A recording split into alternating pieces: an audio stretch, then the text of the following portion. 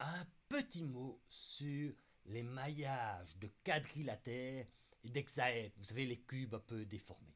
On peut définir des maillages avec des petits quadrilatères. Alors, qu'est-ce qu'on fait pour définir les fonctions de forme? On définit des éléments par rang en bleu, vous voyez, un petit carré ou un petit cube de référence, et on les déforme en un quadrilatère quelconque ou un hexaèdre quelconque. Et on a un changement de variable, mais attention maintenant, le changement de variable, on l'appelle bilinéaire ou trilinéaire, parce que ce n'est plus une expression linéaire. Il est obtenu comme une sorte de produit tensoriel avec le changement de variable en x et le changement de variable en état, et on obtient donc une expression qui permet de transformer le carré en un quadrilatère quelconque. Mais transformer un carré en un quadrilatère quelconque, ce n'est plus une transformation linéaire. On parle d'isomorphisme bilinéaire entre le carré parent et les autres quadrilatères. En 3D, on parlera d'isomorphisme trilinéaire. Pilou, pilou, pilou. Alors, regardez bien, on peut définir des fonctions de forme bilinéaires et biquadratiques. Elles sont même plus faciles à obtenir que sur le triangle. Comment est-ce qu'on obtient les fonctions de forme bilinéaires? On fait le produit des fonctions de forme linéaires sur le segment. Comment on obtient les fonctions de forme biquadratiques? On fait le produit des fonctions de Lagrange en xi et en état. Oui, c'est vraiment simple. Et vous voyez, j'ai fait une petite représentation ici de ces fonctions de forme. C'est assez élémentaire. Vous voyez que pour obtenir les fonctions de forme 2D, il suffit de combiner intelligemment les fonctions de forme 1D. On parlera d'éléments Q1C0 et Q2C0. C'est plus des polynômes de degré 2, c'est des produits de deux polynômes de degré 1. C'est des fonctions bilinéaires. Ah, vous dites, oui, mais c'est quadratique ça. Ah non, c'est un peu plus que quadratique, parce que regardez bien, les fonctions de forme, elles font intervenir maintenant un terme supplémentaire que je n'avais pas pour les triangles, c'est ce terme-là. Le terme xi état carré. Et alors, je dois vous parler de l'élément de sérénité. Eh oui, il faut bien vous dire que dans le passé, quand on a fait les premiers éléments finis, les gens, les chercheurs, ils ont d'abord fait des éléments finis linéaires sur des triangles. Et puis ils se sont dit les éléments finis linéaires sur des triangles, quand vous aviez des maillages réguliers comme ça, regarde, quand tu essayais de faire ce problème-là,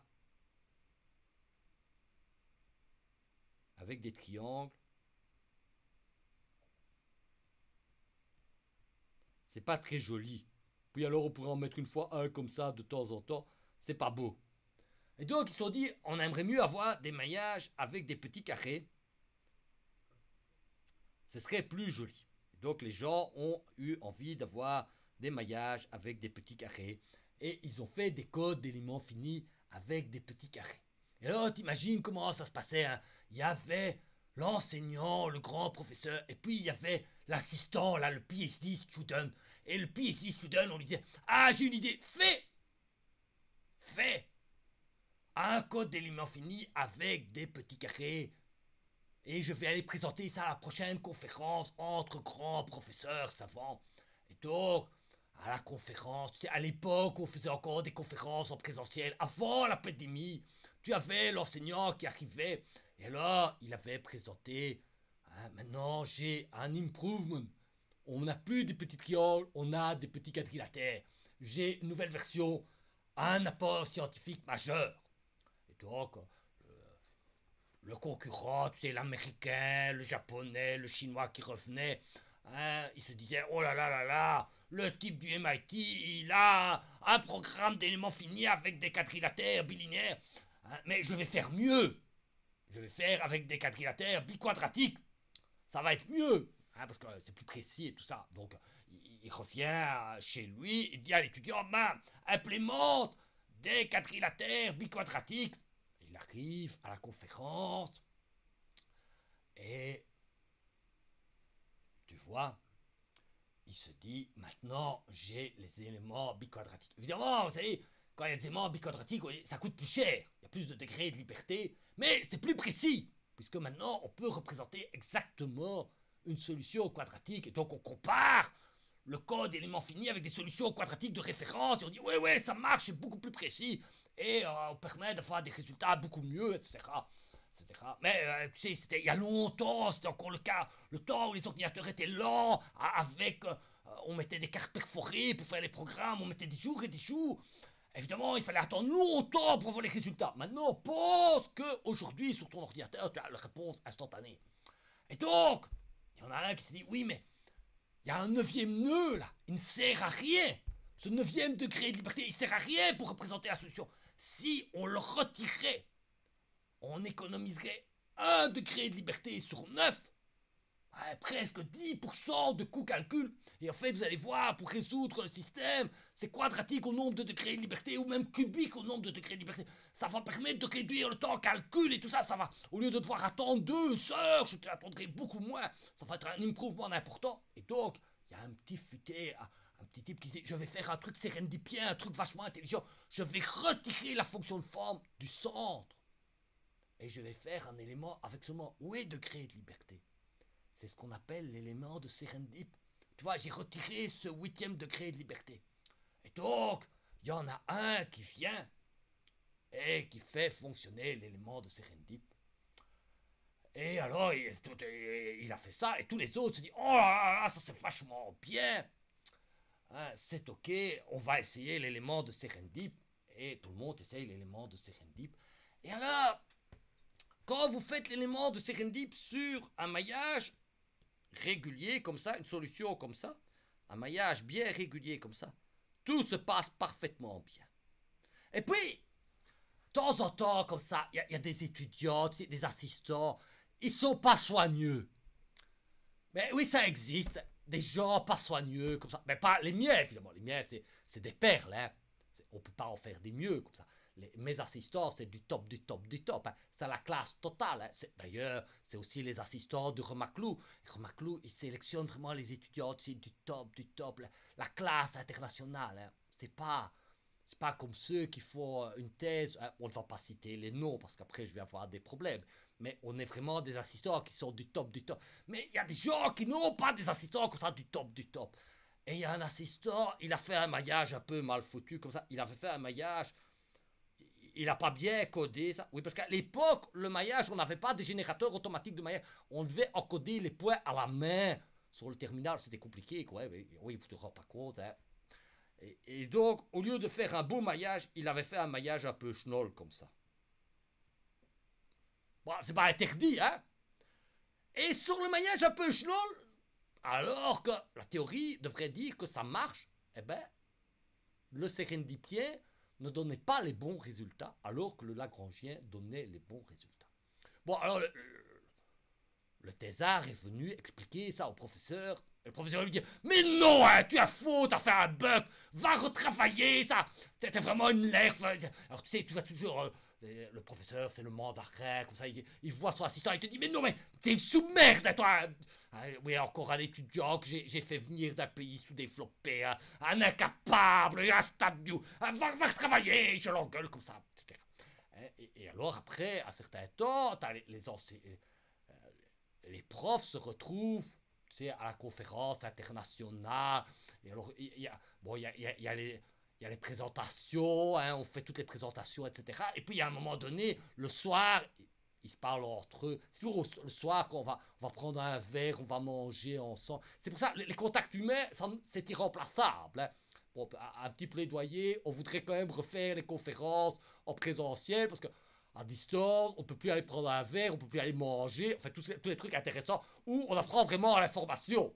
Donc, t'imagines les deux enseignants, il vient et il rencontre son collègue américain, le français, et le français dit, tu te rends pas compte, j'ai un étudiant, il est mauvais, je lui ai demandé d'implémenter le sérendipien, il a fait ça sur un maillage un peu schnoll, et ça ne marche pas. Je lui ai dit, c'est pas possible, ça doit marcher. Et Alors t'as l'américain, il dit, mais moi j'ai aussi un problème, j'ai un étudiant chinois, il est pas con, mais je l'ai aussi engueulé et il dit que ça ne marche pas non plus.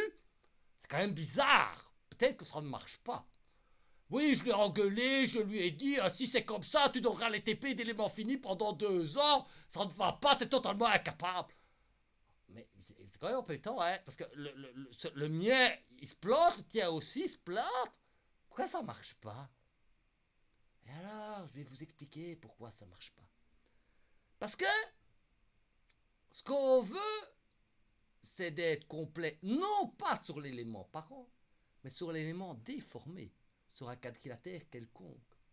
Et regarde bien, quand je prends la solution exacte et que je lui applique le changement de variable bilinéaire, regarde ce que ça me donne. Quand je veux représenter un polynôme quelconque et que je l'applique sur le changement de variable, j'obtiens quoi? 9 degrés de liberté. Et donc, si je veux être capable de représenter n'importe quelle solution de degré 2, eh bien, il faut être biquadratique.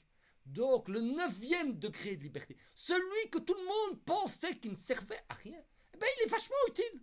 Il permet de représenter exactement la solution exacte sur un maillage déformé. Donc, si vous avez un maillage de petits carrés parfaits, mais on s'en fout des petits carrés parfaits, pourquoi on fait des éléments finis? C'est pour pouvoir faire des géométries quelconques avec des éléments déformés. Si tu veux pouvoir représenter exactement une solution quelconque sur l'élément déformé, il te faut 9 degrés de liberté. Et alors, il paraît que c'est une des contributions d'un des anciens recteurs de Louvain-la-Neuve. Il était très fier d'avoir un petit mot à ce sujet dans le bouquin qui était la Bible à l'époque, le grand livre de M. Zienkiewicz sur les éléments finis. Il y a une petite note sur cette démonstration. Alors, on va quand même faire un petit clin d'œil à notre ex-recteur bien-aimé, à mon prédécesseur dans ce cours d'éléments finis. C'est ce que j'appelais la démonstration du recteur. Voilà, ça c'était le petit mot sur les éléments quadrilatères, les éléments de Serendip et les éléments biquadratiques. Regarde bien, les fonctions de forme, on les appelle S2 pour dire qu'elles ne sont pas quadratiques, mais qu'elles ont 8 degrés de liberté, et les biquadratiques, je les appelle Q2 pour dire qu'elles sont bilinéaires. C'est la manière un peu codée de donner l'ADN de fonction de forme sur un élément parent. Alors, il y a moyen de créer plein de fonctions de forme sur plein d'éléments, et on va y revenir un peu plus tard. Ça, c'était la fin de ce petit interlude sur les éléments quadrilatères subsidiés par le professeur Marcel Crochet, auquel nous assurons nos meilleurs voeux pour une longue et paisible, un long et paisible émérita. Voilà. Pilou, pilou, pilou.